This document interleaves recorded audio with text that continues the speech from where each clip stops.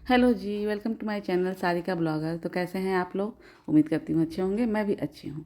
तो ये एक दिन मैं अलमारी अपना साफ़ कर रही थी, तो उसमें मतलब नीचे बच्चों का अलमारी जो है वो साफ़ कर रही थी। तो ये खिलौना मिला बच्चों का। तो जैसा कि देख ही रहे हैं कि ये टॉय ट्रेन है। तो ये मेरे बेटे या बेटी, तो उन्हीं सबों में से किसी का है, बेटे या बेटी का। तो ये मुझे मिला बहुत दिन बाद, तो मैं सोची आप लोग से शेयर करूं कि बच्चे तो बड़े हो जाते हैं, जब उनकी कोई चीज़ मिलती है ना पहले की, तो कितना अच्छा लगता है देख के कि। और फिर ये भी लगता है कि बच्चे तो, कभी हमारे बच्चे भी बहुत छोटे हुआ करते थे, और जब ये छोटे होते हैं बच्चे ना, तो सभी माँ को लगता है ना कब ये बड़े हो जाएंगे, कब ये बड़े हों। लेकिन जब ये एक बार बड़े हो जाते हैं ना, तो लगता है अरे छोटे ही थे तो बड़ा अच्छा था क्योंकि बड़े हो गए अब वो हमसे, कहीं ना कहीं आप माने या ना माने, जब भी बच्चे बड़े होने लगते हैं तो हमसे थोड़ी सी दूरी उनकी हो जाती है, क्योंकि उनका अपना एक होता है ना कि उनको अब एक अपना पर्सनल स्पेस भी चाहिए। वो अब हमसे उतने अटैच नहीं रह जाते हैं जैसे कि बचपन में हर एक चीज़ के लिए हमारे पे डिपेंड होते हैं। अब वो अपने पे भी हो जाते हैं। तो चलिए जी, ये तो बातें लगी रहेंगी। और ये मैं बना रही हूँ आज चिकन। तो मैं हाथ जोड़ के माफ़ी मांगती हूँ, अगर कोई लोग भी ये ना खाता हो, जैसे कि नॉन वेजिटेरियन ना हो, तो वो ये जो रेसिपी है उसको स्किप कर सकता है, और बाकी जो है ब्लॉग वो देख सकता है तो चलिए, ये मैं बना रही हूँ यूपी स्टाइल का चिकन, जो बहुत ही तेल मसाले और एकदम प्याज लहसुन वाला होता है। तो इसको पहले तेल डाल के इसमें पूरे खड़े गरम मसाला डालती हूँ, फिर लहसुन डालती हूँ, उसके बाद इसमें जाता है प्याज। प्याज भी बहुत ज़्यादा क्वांटिटी में होता है, क्योंकि चिकन जो है वो 2 किलो है, तो प्याज कम से कम 1 या 1.5 किलो होता है हमारे यहाँ जब बनता है तो। और ये हांडी देखने में भले आपको छोटा लगे, काफ़ी ये बड़ा है। तो इसमें बनाने के लिए मतलब यही मैं यूज करती हूँ चिकन वगैरह बनाने के लिए, तो इसलिए ये इसमें बना रही हूँ मैं। इसमें क्या होता है ना कि जगह ज़्यादा होता है, तो चलाने में आराम पड़ता है। चिकन को अच्छे से हम घुमा सकते हैं, इसको मिक्स कर सकते हैं। और इसमें देखिए, फिर मैं चिकन डाल दी हूँ। प्याज जब थोड़ा सा लाल हो गया, उसके बाद जब वो थोड़ा सा भुन गया चिकन और प्याज, उसके बाद मैं मसाला डाली हूँ। मसाले में है अदरक लहसुन मिर्चा प्याज का पेस्ट, और उसके बाद है उसमें जितने भी सूखे मसाले जाते हैं, जैसे कि मिर्चा पाउडर, हल्दी पाउडर, नमक, गरम मसाला, ऐसे ही जो भी और भी आप डाल सकते हैं। कुछ अलग से भी मीट मसाला वगैरह होता है, वो भी आप डाल सकते हैं। और ये सब कुछ इसमें डालने के बाद नमक भी डालने के बाद, मैं वो भूल गई हूँ, नमक भी इसमें डालने के बाद, सब कुछ डालने के बाद बस अब इसको भुनना रह गया है। तो आप जैसे भी कंफर्टेबल हो, तेज़ आंच या कम आंच पे, अब आप अपना, जैसे क्या होता है कोई कोई बर्तन भी होता है, ये बर्तन जो है, ये मेरा जो मैं ली हूँ हांडी, ये बहुत मोटा है, तो मैं तेज़ आंच पे इनको भूनती हूँ। और ये देखिए, ये भून कर ये रेडी हो गया। और इसमें ना बहुत कम पानी डाली हूँ मैं, बहुत ही कम, क्योंकि हम लोग थोड़ा सा लटपट टाइप का बनाते हैं। आप चाहें तो ग्रेवी भी इसमें डाल सकते हैं। तो ये पूरा चिकन जो है वो बन के तैयार हो गया है। और हम नॉन वेजिटेरियन है, जैसा कि चिकन की रेसिपी से आपको समझ में आ गया होगा, तो हम चिकन मटन मच्छी अंडा ये सब कुछ खाते हैं। और ये अब हमारे खाने का टाइम हो गया है। तो ये मैं टिफ़िन में निकाल करके लेके आ जाती हूँ, क्योंकि उसमें 2 लोगों का बना था, 2 परिवार का, एक मेरा और मेरी जिठानी का। तो जिठानी का उनको मतलब वो लेके गई अपने कमरे में खाने के लिए, और मैं अपने कमरे में लेके आ गई हूँ बच्चों को, हस्बैंड को और अपने लिए।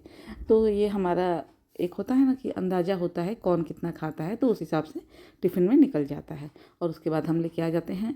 अब अपना एक होता है ना कि कंफर्ट जोन होता है, तो हम अपने रूम में अच्छे से कंफर्टेबल होकर खाना खा सकते हैं। तो बस अब सबको दे दी हूँ, और ये मेरी बारी है।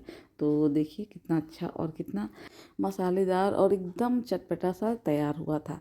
तो अगर आप ऐसे बनाते हैं, अगर ग्रेवी वाला बनाते हैं, तो ऐसे थोड़ा सा सूखा टाइप का बना के और ट्राई करके ज़रूर देखें। तो और आप लोग को देखने में मेरा ब्लॉग कैसा लगा ज़रूर बताइएगा, और कमेंट करिएगा कहाँ से आप लोग देख रहे हैं। मुझे बड़ा अच्छा लगता है आप लोग का कमेंट पढ़ने में और रिप्लाई करने में। और हाँ, अब मैं आ गई हूँ, दूसरे दिन का ये ब्लॉग है। तो ये मैं मंगाई थी कुछ ग्रोसरी के सामान फ्लिपकार्ट से। तो वहाँ से मंगाई थी। तो बहुत लोग क्या होता है ना, डरते हैं, नहीं मंगाते हैं। मैं भी पहली बार ही मंगाई थी, तो मैं सोची कि अपना एक्सपीरियंस आप लोग के साथ शेयर करूं, और मैं पूछूं कि आप लोग मंगाते हैं कि नहीं। तो ये कुछ मैं मंगाई थी, देखिए जैसा कि एक एक चीज़ मैं दिखा रही हूँ। तो ये सारी कुछ मैं मंगाई थी फ्लिपकार्ट से। तो ग्रोसरी का सामान मंगाने में कुछ तो बेनिफिट भी है, और मुझे कुछ कुछ लगा कि इतना ही मुझे समथिंग पड़ जाता है, जो मैं यहाँ से भी लेती हूँ, जो ग्रोसरी वाले हैं भैया जी, वहाँ से भी। तो मुझे बहुत ज़्यादा कुछ बेनिफिट नहीं लगा, कुछ कुछ चीज़ों में लगा, कुछ कुछ चीज़ों में नहीं लगा। तो फिर मैं अभी दोबारा नहीं मंगाई हूँ, दोबारा तो मैं यहीं से ले लेती हूँ, जो ग्रोसरी वाले हमारे भैया जी हैं, तो यहीं से मैं ले लेती हूँ। और ये इंडिया गेट का बासमती राइस था। तो ये थोड़ा सा मिनी वाला था, जैसे एकदम बड़े वाला नहीं था। और ये डार्क फैंटेसी, लेकिन मेरी बेटी बोल रही थी कि ये इतना सस्ता तो मिल रहा है ऑनलाइन, मगर ना ये ओरिजिनल वाला नहीं है। और ये चीनी है फॉर्चून का। तो मैं ऐसे ही सारा चीज़ जो ग्रोसरी का, जैसे किचन से रिलेटेड और थोड़ा साफ़ सफाई से, जैसे सर्फ साबुन, ये सब मैं मंगाई थी। तो आप लोग को भी अगर इसमें से कुछ भी अच्छा लगे तो ज़रूर मंगा लीजिएगा। ठीक है, सारे सामान जो हैं वो ठीक है, इसमें कोई डाउट नहीं है। लेकिन मुझे लग रहा है कि जितने का मुझे यहाँ पड़ेगा उतने का ही ऑनलाइन भी पड़ रहा है। तो अब आप पे डिपेंड करता है कि आप कहाँ से मंगाना चाह रहे हैं। बहुत कोई प्राइस में बहुत ज़्यादा अंतर नहीं होने वाला है, 100-150 का ही अंतर होने वाला है मुझे जहाँ तक लगा। जैसे कि मैं जितना का मंगाती हूँ, हमेशा से मैं यहीं से मंगाती हूँ, जो ग्रोसरी वाला हमारे बगल में शॉप है। उसके बाद में पहली बार मेरी जेठानी बोली तो मैं पहली बार ये मंगाई थी, लेकिन मुझे बहुत ज़्यादा डिफरेंसेस नहीं लगे थे।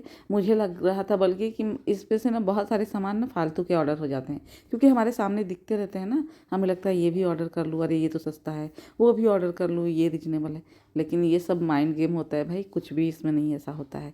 तो अगर आप चाहें तो कर सकते हैं ऑर्डर, नहीं चाहें तो नहीं कर सकते हैं। मैं पहली बार ग्रोसरी का सारा ये सामान मंगाई थी, तो मैं सोची आप लोग से शेयर कर दूँ। और मैं अपने पैसे से मंगाई हूँ तो मैं सच बोलूँगी, ऐसा कुछ भी नहीं है कि ये कोई मतलब प्रमोशनल वीडियो है तो मुझे फ्री में मिला है तो मैं बस इसकी तारीफ़ ही करूँ, ऐसा तो है नहीं। बाकी मतलब कि जो क्रिएटर लोग हैं वो करते हैं ऐसा, तो मैं अपने पैसे से मंगाई तो भाई मैं सच बोलूँगी। तो मुझे सामान में कोई कमी नहीं दिखी, लेकिन प्राइस के हिसाब से अगर देखूँ तो मुझे बहुत ज़्यादा कोई बेनिफिट नहीं हुआ है। तो बस अब इसके आगे आपकी मर्ज़ी है। तो चलिए जी, अब आगे बढ़ते हैं। और हाँ, ये बहुत दिनों से चल रहा है ना, ये नेहा सचिन जो बाकी चैनलों पे चल रहा है।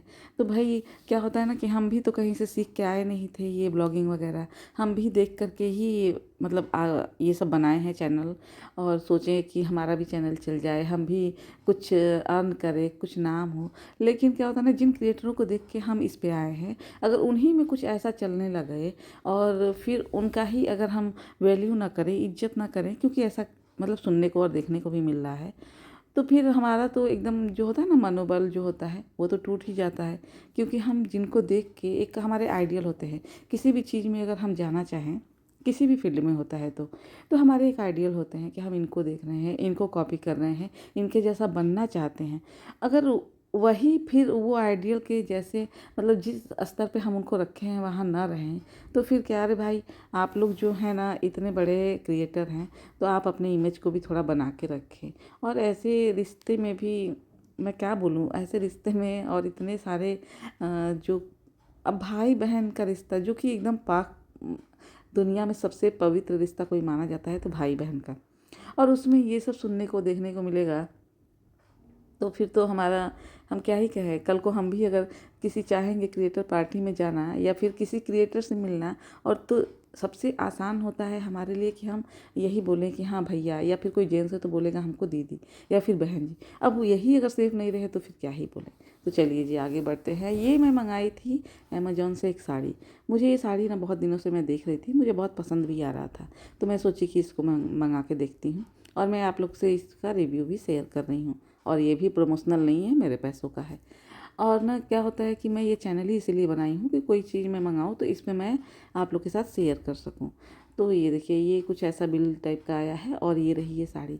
ये साड़ी ना मतलब कि ऐसे जो कैमरे में है इतनी अच्छी नहीं आ रही है, लेकिन ऐसे देखने में बहुत अच्छी है, और कपड़ा तो इसका इतना अच्छा है कि मैं बता ही नहीं सकती हूँ। बहुत अच्छा, कोई वर्क वगैरह नहीं है। तो जो लोग वर्क के दीवाने हैं, बहुत लोग को अच्छा लगता है वर्क वाली चीज़ें, तो वो ना ख़रीदें, क्योंकि इसमें एक भी मतलब वर्क नहीं है। बस ये आँचल पे जो है वो टसल लगे हुए थे 2-4 ठो, और ये ब्लाउज का पीस है इसमें, और ये आँचल है जो आगे दिख रहा है, और ये वाला जो मैं अभी हाथ में पकड़ी हूँ वो ब्लाउज पीस है। तो बहुत सुंदर। ओवरऑल अगर किसी को सिंपल और अच्छी साड़ी पसंद है तो वो ये बाय कर सकता है। और अगर आप लोग कमेंट करेंगे तो इसका लिंक जो है वो मैं डिस्क्रिप्शन में डाल दूँगी। और ये एक मंगाई थी मैं रनर। तो ये मंगाई थी अपने रूम के लिए, रूम में या फिर बच्चों के रूम में, किसी के भी रूम में मैं इसको बिछा सकती हूँ। तो ये था मीशो का, और 254 रुपये का ये था। बहुत ही अच्छा है दाम के हिसाब से। मुझे नहीं लगता कि मार्केट में इसको छूने भी देंगे 254 रुपये में, और बहुत अच्छा है। तो अगर आप चाहें तो इसको मंगा सकते हैं। और ऐसा कुछ नहीं है, मैं फ़ोर्स नहीं कर रही हूँ, ये आपकी मर्ज़ी। कोई प्रमोशनल तो वीडियो है नहीं कि मैं आपको फ़ोर्स कर रही हूँ। तो ये आपकी मर्ज़ी है, आपको लेना है तो ले, नहीं लेना है तो मत ले। मुझे अच्छा लगा इसलिए मैं आप लोग से शेयर कर दी हूँ। तो बस जी यही मेरा ब्लॉग था। आप लोगों को कैसा लगा, लाइक शेयर और सब्सक्राइब करना ना भूलिए। मिलते हैं अगले ब्लॉग में।